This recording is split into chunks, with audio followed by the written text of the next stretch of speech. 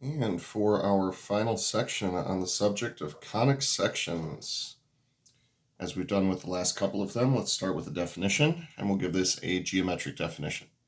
So what we're going to do is we're going to start with a point, and that point, and a line. The point and the line have special names that are associated with them.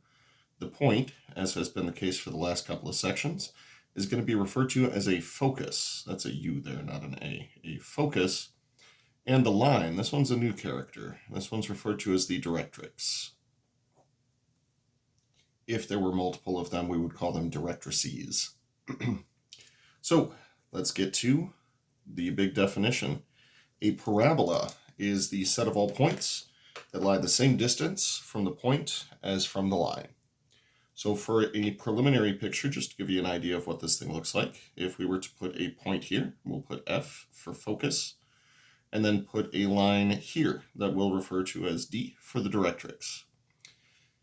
Then the points that we would be looking for would be the set of all points that lie the same distance from the directrix as the focus. Now, for the record, when we refer to the distance to the directrix, we're talking about the distance that would create a perpendicular with that directrix. So the first point I'm going to put on here is going to be the midpoint of the focus on the directrix.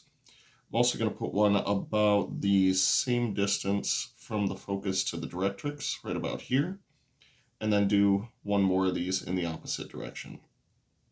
So a parabola is going to look approximately like this. I'm freehanding it, so it's going to be approximate. It's not bad, but again, it's approximate.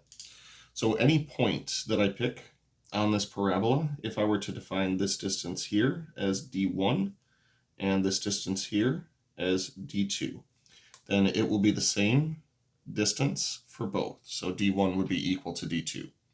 And that's going to hold true regardless of the point on the parabola that I pick. For example, this one over here, if we call this distance D3 and D4, then it'll be true that D3 is equal to D4 as well. Now, with those things in mind, I would also like to define a couple other significant points that we see around here. Once again, we used F to represent a focus, and we used D to represent a directrix. There are two other types of points that I wanted to introduce. One of them is going to be referred to as V, and V stands for vertex. And the vertex is going to be this guy right here. That is the midpoint of the focus and the directrix. Midpoint of the focus and the directrix. Additionally, those other 2 points that I created, these two guys right here, these create endpoints for a line segment that has a special name. And the special name for that line segment is LR. So LR refers to the lattice rectum. Feel free to laugh just a little bit at that. The lattice rectum. This is the line segment that is parallel to the directrix, passing through